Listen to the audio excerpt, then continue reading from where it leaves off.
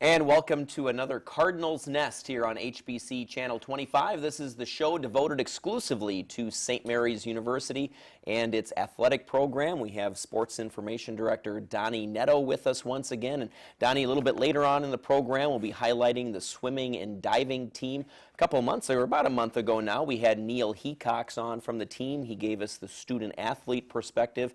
And now we'll get Coach Eric Lindquist's perspective on the team this year. And he is freshly tanned as he is back from the Bahamas as they went on kind of a team-building trip over Christmas break to the Bahamas. Yeah, it'll be fun. You know, we'll talk a little bit about the season that they've got. They've got a home meet this weekend and then another one next weekend, and as they get nearer to the MIC championships. But I'm really curious to get some insight on his trip to the Bahamas, the training trip. You know, around the office they call him Aquaman, but since he came back from Bahamas, he's now Shark Boy because he enjoyed swimming with the sharks. So, you know, we'll talk a little swimming, but I also want to get a good in-depth on what they did in the Bahamas and the importance of, you know, not only the training that they did, but also the time that they just got to spend, you know, enjoying the Bahamas. Mm-hmm. All right, so that'll be coming up a little bit later on here in the show. First, though, we'll feature some of the events this past week in St. Mary's sports. And Donnie, we begin with the team that is on a win streak right now, a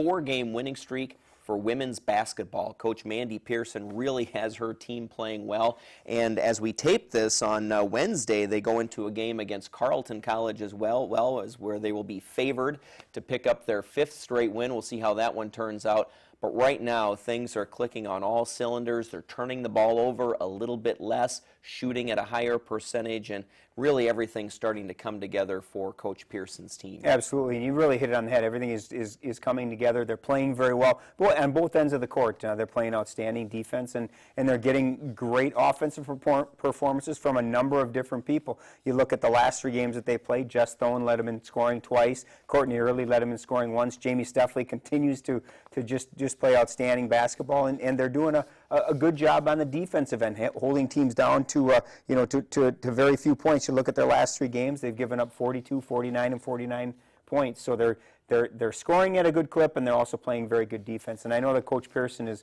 extremely happy with the way they're playing. And obviously, anytime you've got a 4-game winning streak, things are going pretty well. It builds that confidence and that momentum. And you're right; they'll go into the Wednesday game against Carleton as the favorite. They did beat them by a point earlier this year, so they know what to expect from the Knights. And hopefully, when we talk next Wednesday, we're talking about the first 5-game winning streak since the start of the 2004-2005 season. You know, and you're right, too, about Jamie Steffley and her importance to this turnaround. She's averaging about 11 points per game. But when they went through that 4-game losing streak right before the Christmas break, she was having trouble scoring the basketball. She'd get the ball down low, and the shots just weren't dropping. That obviously now is starting to turn around. Well, I think a lot of it has to do with the confidence you build when you start winning. You know, anybody you talk to, you become more confident, and it makes things just seem that much easier. It makes the basket seem that much bigger. You know, you hear that a lot in golf, where you're making putts from all over. The hole just seems so big. Well, I'm sure with Jamie and Jess, the basket's seeming a lot bigger because they're playing well and they're playing with a lot of confidence. Jess Thone the other night when they played Hamlin on Monday, phenomenal performance. She did have 14 points, but more importantly, she had 7 assists. She had 4 steals. She was a force on the boards. It was an amazing all-around performance, and Coach Pearson has talked about that with Jess all season long, that she has such great vision on the court and she's a great distributor of the ball. And Monday night against Hamlin, that was exactly what they needed. And Jess you can see that she sees 2 or 3 steps ahead of the game, and she made some passes that were just incredible. And for them to succeed, Jess is going to need to continue to do that. Right, and you're right. Her senior leadership certainly showing up. And in that game against Hamlin, she was a key contributor to that, and that was a game they had to come from behind. So Jess is helping some of these younger players learn how to win. They trailed at halftime, and that was a team, Hamlin, that only had 7 players who were able to play that night due to injuries and other factors, and the Cardinals had to come from behind, and there you see now fourth, fifth place there in the conference standings. Yeah, and that was a big win. If you look at the standings there and you see where Hamlin is and you see where St. Mary's is that's the type of game that St. Mary's has to win. They can't afford a letdown against a team that they should beat, and there's no question that Hamlin was a team that St. Mary's should beat, and they went about their business. What the one concern that Coach Pearson has right now is the fact that they're starting slow. You look at the game against Augsburg on Saturday, they scored 18 points in the first half. They were down by 1 going into the second half. They come on strong. They score 39 points in the second half to win. On Monday against Hamlin, they're down by 7 points at the half because they only scored 20 points in the first half. And then they come back and they score over 30 again in the second half. What Coach Pearson needs to happen is they need that second half to come out in the first half so that they don't have to exert so much energy. And, coming back is hard. When you've got to make up 7 points, they almost ran out of time on Monday against Hamlin. So, she needs them to start a little bit quicker, but they obviously have that confidence going into the second half, knowing that no matter what the score is, no matter what the deficit may be, they have the talent to overcome it. Right, hard on the coach, too, when you have to keep coming from behind like that.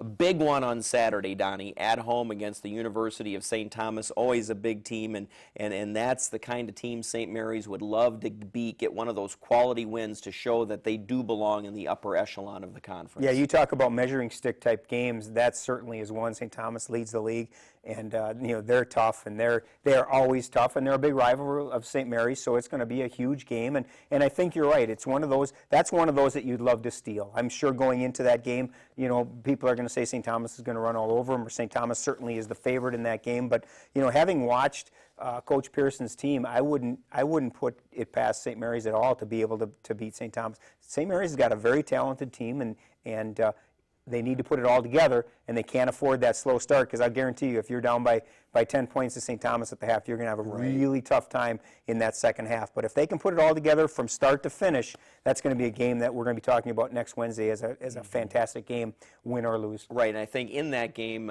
the play of Jamie Steffley, Courtney early on the inside, and their ability to hit those shots when they get rebound attempts going to be big. They get rebounds. They've out-rebounded their opponents 532 to 501 this year. It's the ability to get offensive rebounds and put them back up and in.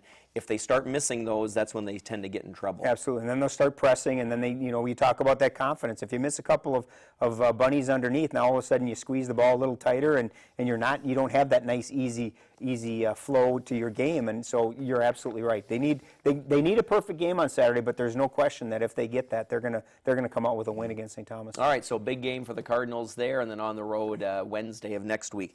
Looking at men's basketball, Donnie, they were riding a 2-game winning streak there. They're their first 2 wins of the season.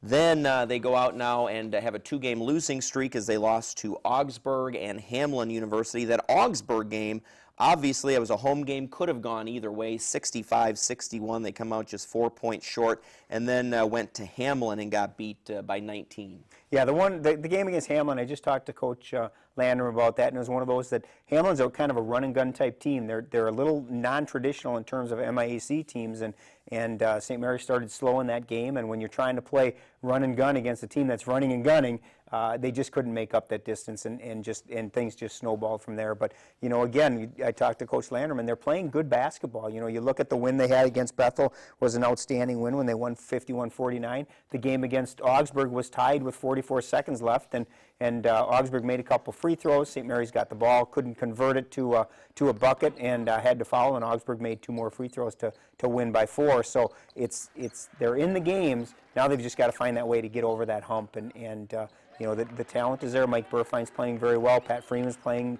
outstanding. Evan Peterson is really picking up his game. He had 14 points in each of the last 2 games that St. Mary's has played, so his offensive production is picking up, and we talk about Jeff Stone in terms of distributing the ball. Evan has proven that he's going to be one of the top point guards in the conference, and he just continues to get better and better every game. Well, and we see in the video highlights here of the Cardinals game against Augsburg, number 3, Evan Peterson, it's clear that he likes to drive and get that lean-in shot going, because you're right, offensively he has definitely picked up the pace and is now always either the second or third leading scorer in most games. I think part of it is just a comfort. You know, you're coming from high school, and it takes a little while to adjust to the collegiate game. And you know, as we talked, the MIAC is such a tough conference. You know, you're coming into that, and you know, you're coming. It doesn't really matter what high school you come from. It's not the same as the MIAC, and so I think it took Evan a little while to adjust to the college game. And the more he adjusts and gets comfortable, I think the more dangerous he's going to become. Well, and the good news, bad news situation here for the Cardinals. The good news now is that they have a 3-game homestand starting on Saturday. The bad news is it's 3 teams that are in the top tier of the conference standings. It starts with Carleton on Saturday, and then St. Thomas and St. John's. Yeah, it's going to be a tough road, and it's, you know, Coach Landrum's one of those that doesn't put a lot of stock in terms of you have to travel to a game, because, you know, it's a bus ride of a couple hours, not a big deal, but he does like to play at home. The players obviously do. If you happen to watch the game on HBC on Saturday, the crowd was, you know, the Augsburg game, the crowd was unbelievable, and you know, it was a great atmosphere, and I think that our fans at St. Mary's really provide a good atmosphere and a good home court advantage for the Cardinals, and I know that the guys love to play in front of their fans, and hopefully that will help out as they get to this. You know, you've got Carleton, St. Thomas, and St. John's. Those are certainly 3 tough games, and the Carleton game is the second time around against Carleton, and then they close out the first round of the schedule on Saturday against St. Thomas. So it's a tough road to hoe. Yeah, I should say that 3-game homestand started Wednesday as we tape this, and then concludes next Wednesday. So big 3-game homestand, and hopefully the Cardinals men's team can pick up some more victories. Donnie, we go now to women's hockey action. Just 1 game last weekend for the women's team, Donnie, and it was a non-conference game, though it was against a conference opponent in St. Olaf. That was a team they had lost to twice earlier this season. And this time come back and get a little revenge as they have a 2-goal victory. Yeah, I think Coach Manor would like to trade Saturday's 4-1 win for one of those losses that he had to St. Olaf earlier in the year. But, you know, he's going to take any win he can get, and we talked last week that it was the final non-conference game before they hit the stretch run in their conference season, and you know, to come out of that with a victory against a team that they had lost to twice, I think is very important, and it kind of shows that, you know, this team can play. And I think more than anything, as we talked last week, is it was good to see them score 4 goals. They need to get that offense going. They need to continue to score goals, because you can't put all that pressure on their defense and on goalie Sarah Gustafson. They've got to be able to provide some offense, and they did a nice job of spreading it out. Erin Stensa scored. Nicole Olson scored, Emily DeBartolo scored, Brittany Therian scored, so they got 4 goals from 4 different people, and you know, that's very important, is to spread that offense out, but also to get some goals, and for them to score 4 goals was huge last Saturday. Well, and you brought up, and I think even last week you mentioned DeBartolo for the Cardinals. She's a freshman. Seems like we talk about her every single week, and so while she's not putting up gaudy numbers, she's consistent week in and week out, and always one of the key contributors. Absolutely. She's got 4 goals, which is 1 shy of the team lead. She's got 3 assists, 1 shy of the team lead. So it's 7 points for a freshman right now. For a team that doesn't score a whole lot of goals, I think that certainly is, you know, is outstanding. And Coach Manor needs those freshmen to step up and really fill some big roles, and they can't rely solely on Nicole Olson and Erin Stensa to do all the scoring. And so to see Mary come up and score the way she is huge for Coach Manor, and it's going to be huge for the future of the Cardinal program. Well, and you see they're in the thick yet of the playoff chase for women's hockey, and they have a big series this weekend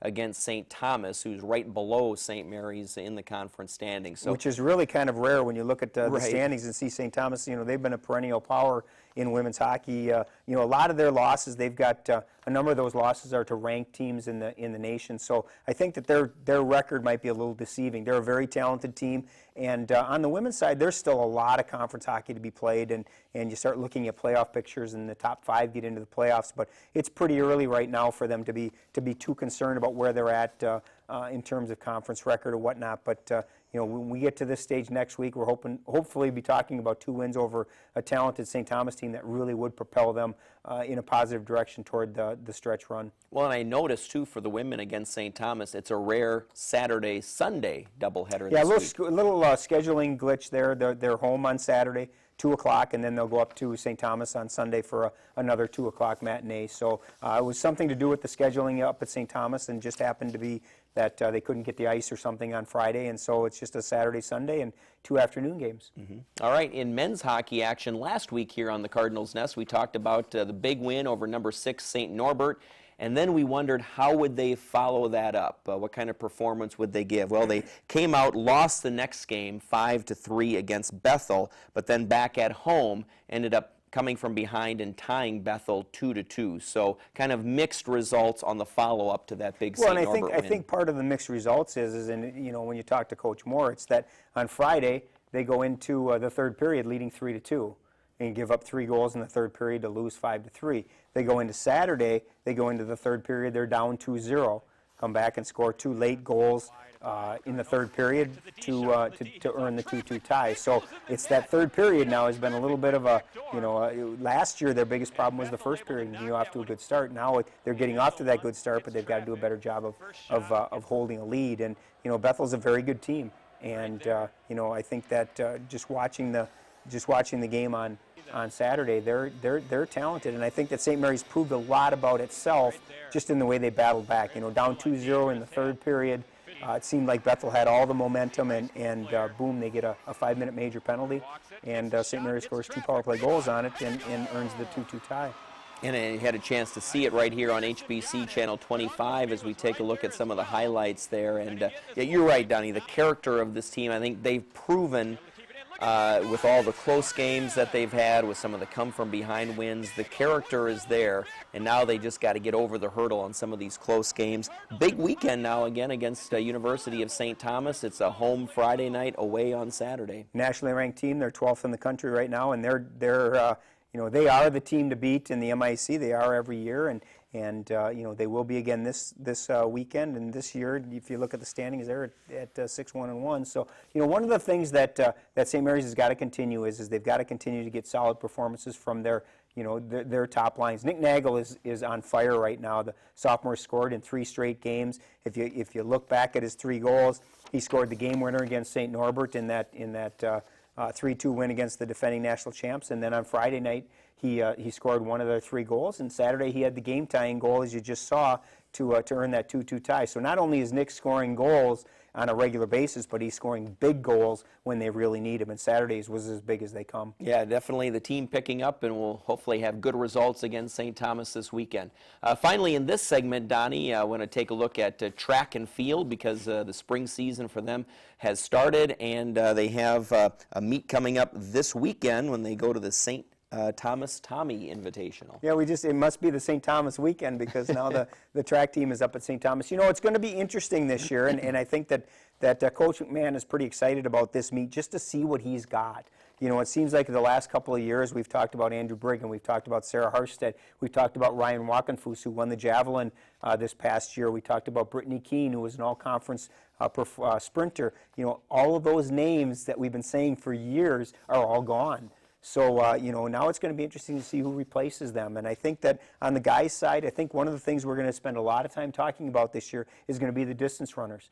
You know, we talked in the fall about the cross-country team and the men's squad, what a great job they did this past fall, and I think that's going to carry over into the spring track seasons as well. So I'm looking forward to talking about David Feather and Peter Bolus and Jake Traxler. I think that the success that they had in cross-country is going to carry over, and I think that they're really determined to make a big move in the conference. And on the women's side, you know, you've got to replace some very talented individuals, and I think that Coach McMahon's got some solid throwers that are a mixture of newcomers and returners. Cassandra Burtis is back, and she's been working very hard, and I'm sure that she's going to have a great year. And, you know, he's got some very good sprinters there as well. So it's going to be very interesting, and I know that Coach McMahon is looking forward to seeing what he has when they get into an actual competition this Friday. All right, stay tuned here to the Cardinals Nest on HBC. Coming up next, we'll talk swimming and diving with head coach Eric Lindquist. That's next here on HBC, the Cardinals Nest.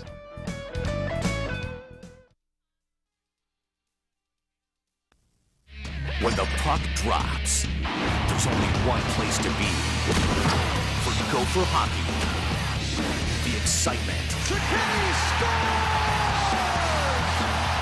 the passion, The rivalries. Big hit there. Only on Fox Sports North.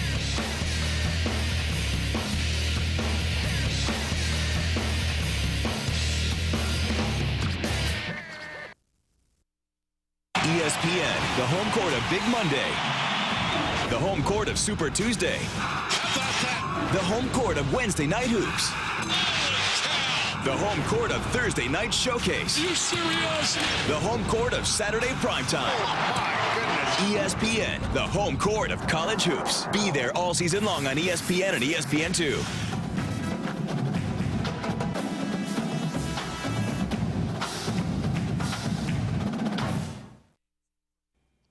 And back here on the Cardinals Nest, Dean Beckman, Donny Nadeau, joined by the tanned-headed individual that is Eric Lindquist, our swimming and diving head coach for the Cardinals. Eric, you're fresh off a trip to the Bahamas with the team, kind of a team-building training program there. We'll get to that in just a minute. We were talking off camera, though, that you're one of the longest tenured head coaches at the university. Between yourself and Mike Lester, you're now in your 13th year as head coach for the swimming and diving team. Goes fast when you're having fun. Yeah, it doesn't hardly seem possible, does it? Yeah. Talk a little bit about the changes. You know, we were kind of talking a little bit.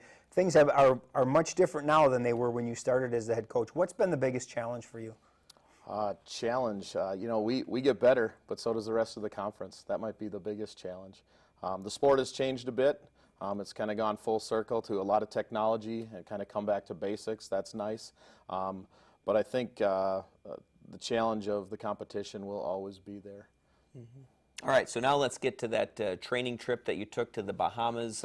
Tell us how that came about and how that went. While we talk, we have some great photos to show from the trip, and you even got to swim with the sharks a little bit. Too bad that's already the title of a book. Right. Otherwise, you could write a book about it. Yeah, for sure. You know, the winter training trip is a great college swimming tradition. And St. Mary's is in no way the only team doing it. We were down in the Bahamas this year.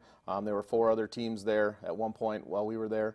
And that happens all over the country in typically warmer climates. The Fort Lauderdale Forum event hosts dozens and dozens of collegiate swim teams. And then every once in a while we break off and do a bigger trip like the Bahamas. The St. Mary's team has been to Hawaii, Puerto Rico, Florida, and now the Bahamas. A great tradition, a lot of training. It's a little bit of a trade-off, maybe bribery on the coach's part. It'd be hard to get those kids to do what we do here in this cold tundra of the Minnesota weather, but a great, great experience. And like you said, we did some fun activities as well. St. Mary's has a strong scuba program, and a number of our swimming athletes got a chance to do some diving while they were down there too. Including you, and we really weren't joking when we said that you got to swim with the sharks. Talk a little bit about that opportunity, because I know when I talked to you when you got back, that was something you were really looking forward to having the opportunity to do. Yeah, my free time is spent underwater. If I get a chance to scuba dive, I do, and there was an opportunity down there to do a shark dive. The students didn't do that one, of course. We wouldn't put anybody in that position. They got a great, great experiential dive for most of them, their first one. There's a shot of us on the boat headed out, actually. But I got to do a shark dive and a shark feeding dive, which is one of those things that if you get a chance to do it, I recommend it. Not too many people in the world get to see something like that. So. You know, we kind of joke and you look at these pictures and it's all about having fun and the sun and the warmth. But like you had said, there was a lot of work that went involved when you guys were down there, because when you came back then and competed last weekend against Hamlin, it wasn't like you were starting all over, because you guys had been training pretty hard throughout that trip as well. Absolutely. That's 2-a-day practices down there, plus dry land. We started out at their National Swimming Complex. Due to some facility issues, we had to move to a private school. But we swim every morning at 6 a.m. and most afternoons at 2 p.m. We add dry land into that equation as well. The beach and the sun are a bonus. So. All right, and I got to go back to that shark swim for just a second. No fear at all? See, I'm afraid of goldfish, much less sharks. No fear going into that dive? Very little, very little. You know, there's the excitement of getting ready to go, the excitement of being on the boat. I will admit to a moment of trepidation when you look over the side of the boat and can see a shark. Yeah. Well, I think one of the things that our viewers probably don't know, you know, you think about swimming with the sharks, you're in a big cage. Well, you were in the water with 40 sharks swimming around you. Yeah, minimum. We lost count down there. They didn't really worry about us. They was, like I said, it was a shark feeding dive. They knew who had the food, and we got to witness it. All right, good. And now let's talk about the season, Eric, a little bit and how that's been going. The women's team, fresh off a win over Hamlin. Definitely. That was a nice win for us. You know, we did work hard on that training trip. We came back to 1 day off and had to host Hamlin at home. Of course, they had been on a trip as well. I think they were in Arizona. So everybody comes back a little tan-toned and tired, as I like to say. But we sure gave them a good run. Our women beat them.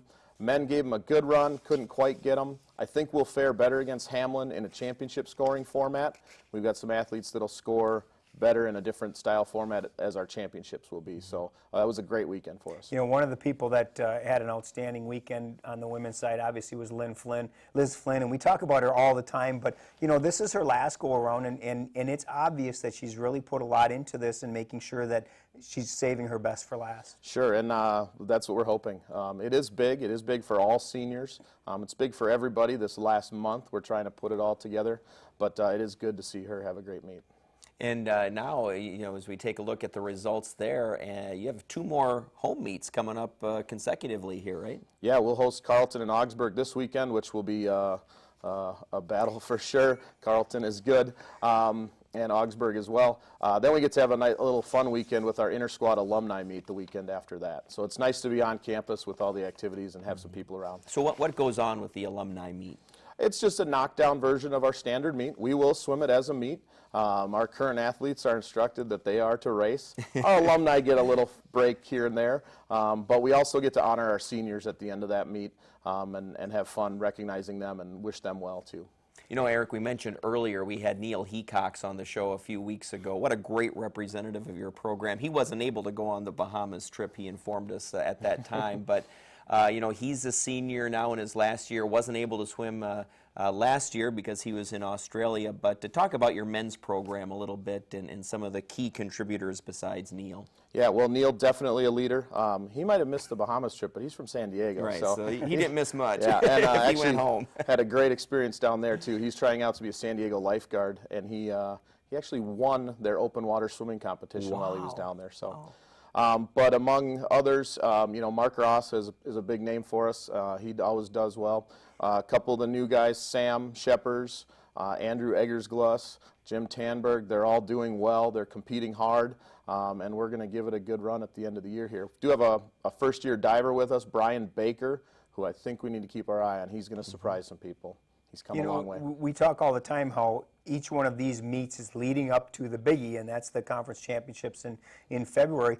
Are you on pace to where you want to be, or do you maybe need to pick things up a little bit, or where are you guys at in terms of training and fitness and times and getting ready for the conference championship? Yeah, you know, there's a huge unknown in swimming.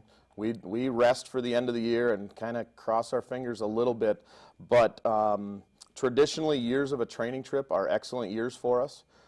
We come together as a team nicely. We've trained very hard. I like where we're at right now, in all honesty. We're in a good place. Right now, we're tired, we're sore, but that's where we're supposed to be. And we're hoping we can maintain our level of training till we do start to rest. And I look for good things. Well, and as it goes with the training trip, when I saw you shortly after you got back, one of the things you said, Eric, is one of our better ones. What makes a training trip one of your better ones? What are some things that go into that? I think facilities are big, and we ironed that out right away. Like I mentioned before, we had a little bit of a facility problem that was out of our hands. But if we have great training facilities, our accommodations are good, and we have good weather, we're in good shape. The rest is up to me to put together the training together for the athletes, and if they respond well to that, we're going to be in good shape. Those elements were all there this year. All right, Eric Lindquist, thanks for being on the show. We're out of time, but good luck here the rest of the season. Thanks for having me. All right, that's going to do it for another Cardinals Nest here on HBC Channel 25. Thanks for watching. Tune in again next week for the Cardinals Nest on HBC.